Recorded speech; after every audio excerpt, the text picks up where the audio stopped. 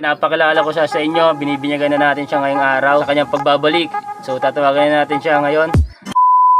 Good morning mga kaibigan, na nakakauwi nga lang natin ng bahay galing trabaho. Tingnan niyo yung bumungad sa atin.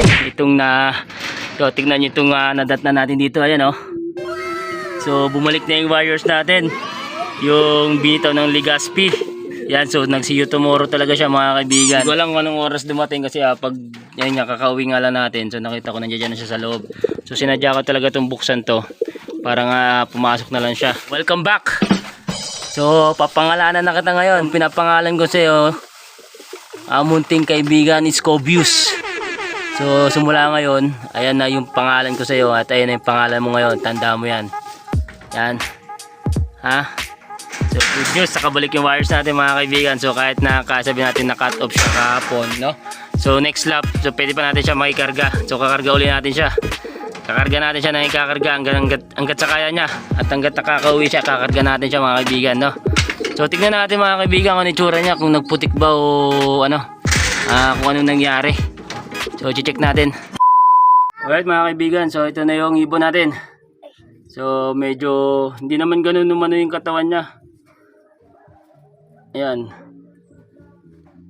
So possible nagputik. Ayan, tumukod mga kaibigan, maputik yung pa.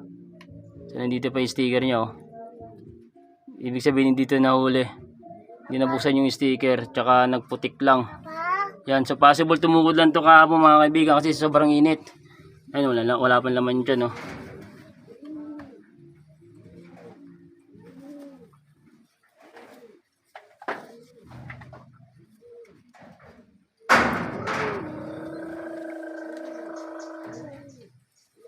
Yun. So all good naman mga kaibigan, wala naman tama. So nagputik lang yung kanyang paa. Ayan, so possible talaga tumukod to kasi sa sobrang init kahapon. Hard race kahapon, napakainit ng panahon. Kaya siguro tumukod to siya, hindi niya na kinaya. Yan. Diba? So meron pa tayo kakarga next lap. So next week, third lap na. So kukondisyon natin to ulit siya.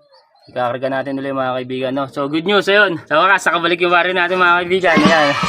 So nakakatuwa. Binalikan niya tayo at tinuwian niya tayo, di ba? Oh. Tuwala talaga ako na uuwi at babalik to eh. Yun nga lang, cut off. So okay lang yun mga kaibigan. So ikakarga na lang ulit natin siya next lap. Yan. Di ba? Yan. So ayan, pinapakilala ko siya sa inyo. Binibinyagan na natin siya ngayong araw sa kanyang pagbabalik. So tatawagan na natin siya ngayon. Starting today mga kaibigan, so tatawagan na natin itong munting warriors natin, itong munting kaibigan natin is Scobius. Yan. Scobius na yung ipapangalan natin sa kanya mga kaibigan, no? So tatawagan na natin siyang Scobius. Yun. So alright. Kasi itong araw na to, maganda itong araw na to mga kaibigan kasi umuwi yung warriors natin, no? So maraming salamat. So yun lang mga kaibigan, nakita tayo sa next lap. Then aabangan pa rin natin yung lipat nito. So susubukan pa rin natin siya i-condition.